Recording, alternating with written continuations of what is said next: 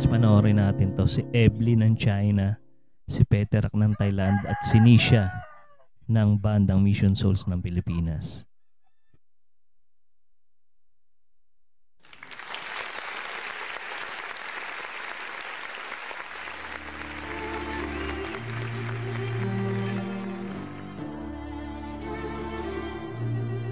Gandang-ganda talaga ako dito sa gitara ni Peterak na to.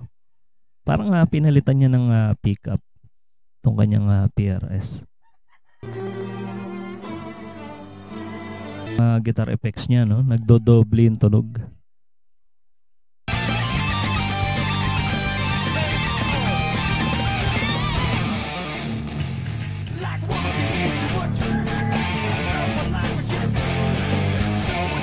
Grabe, ang bigat ng tugtugan nito ni Peterak.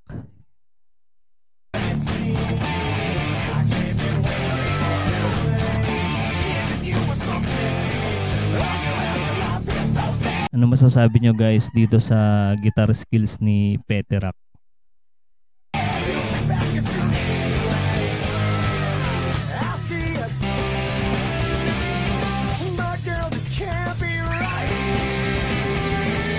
Ang galing niya rin mag-strumming, ano? Bukod sa magaling siya mag-shredding, sweeping. Dami niyang alam na technique sa gitara.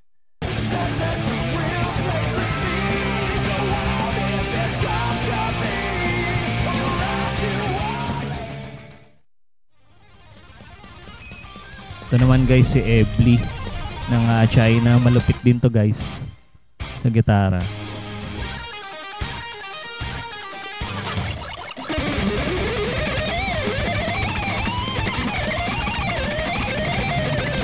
Grabe, no? Ang bilis niya mag-shred. Galing. Tsaka ngayon iba yung gitara niya nagamit kumpara do sa mga nakaraan na nireact natin. Ibang gitara yung gamit niya doon. Ito, Ibanez.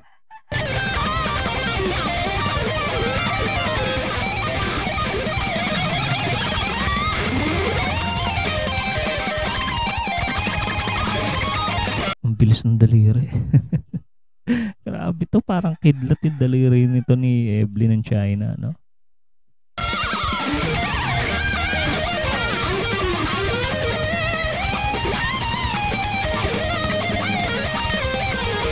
Angas.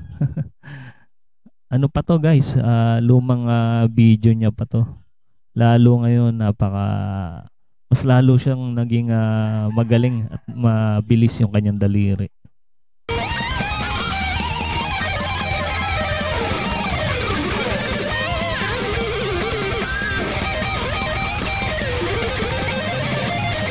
Grabe. Nagtatapping pa siya. Tsaka hammer.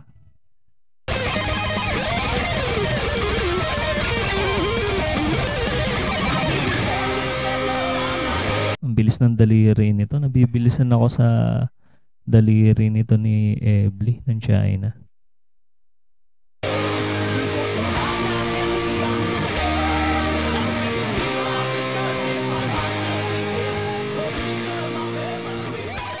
Ano masabi niyo doon guys sa guitar skills ni Ebly? I-comment nyo lang guys ang inyong mga reaction sa ating comment section.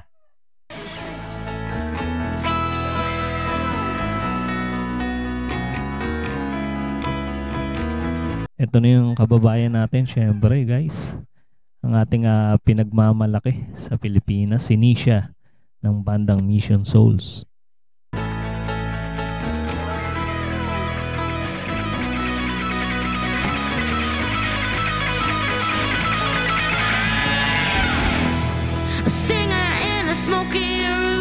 Ito yung adlib niya sa kanta ng Journey. Ang galing niya dito guys.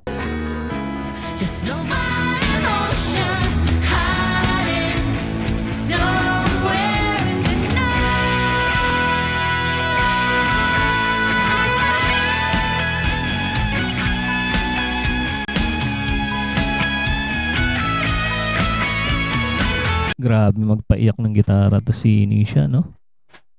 Tsaka mabilis din yung daliri ni Nisha. Pag nag-a-adlib.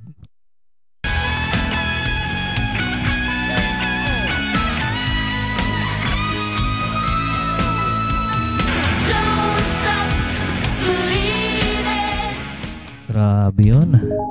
Ang lupit nilang tatlo, di ba? Lalo na syempre yung ating kababayan. Napakagaling.